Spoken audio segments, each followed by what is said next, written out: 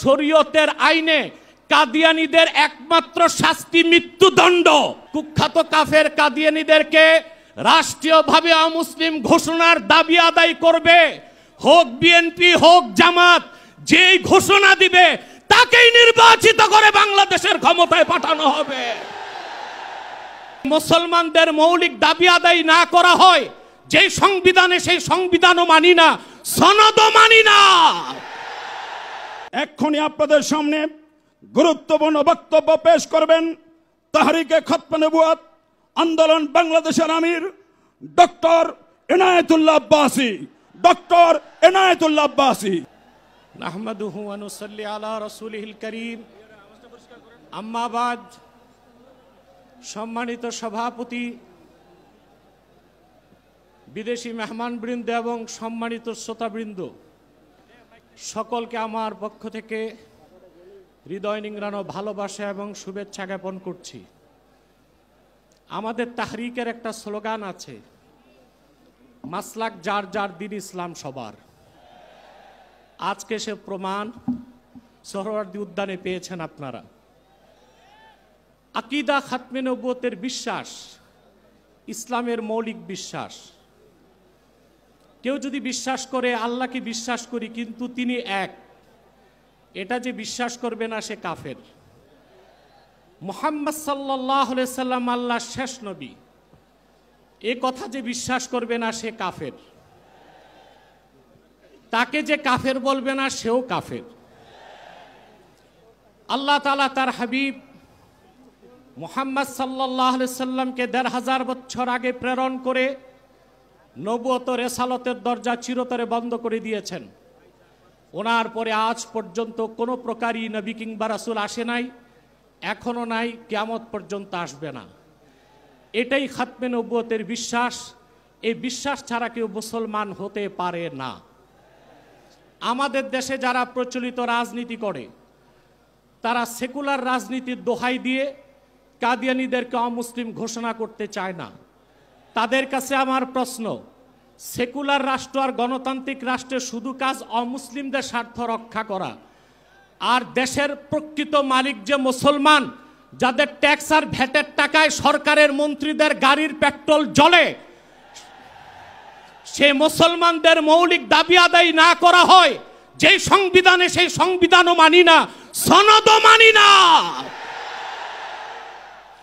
প্রিয় বন্ধুগণ, খাতমে নবুয়তের জিহাদ সবচেয়ে বড় জিহাদ।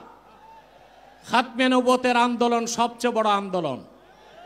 আপনারা আগেও শুনেছেন রাসূলুল্লাহ সাল্লাল্লাহু আলাইহি সাল্লামের জামানায় 10 বছরের যুদ্ধে ইসলামের পক্ষে এবং বিপক্ষে মোট মানুষ নিহত হয়েছিল 1018 জন।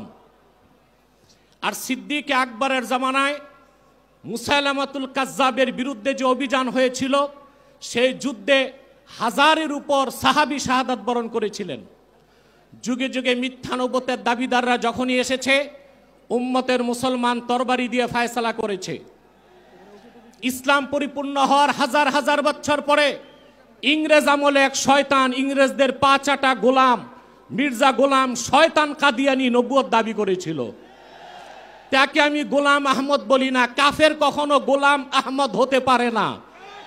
কাজ্জাব কাদিয়ানী ছিল গোলাম শয়তান কাদিয়ানী।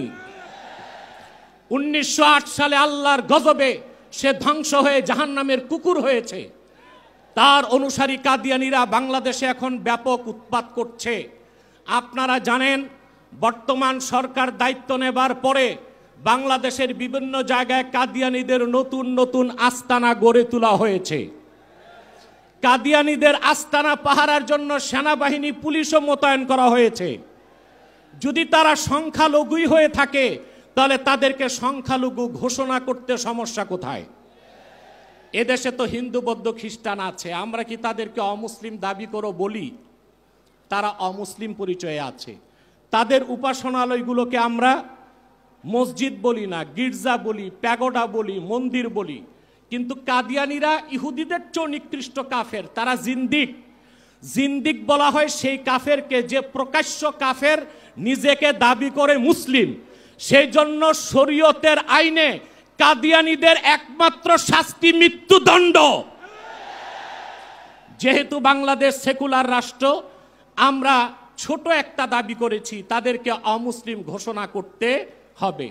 এই দাবি আপনারা কিভাবে আদায় করবেন?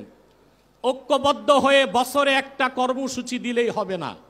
আমি মনে করি এই ময়দান থেকে কর্মসূচি হওয়া উচিত।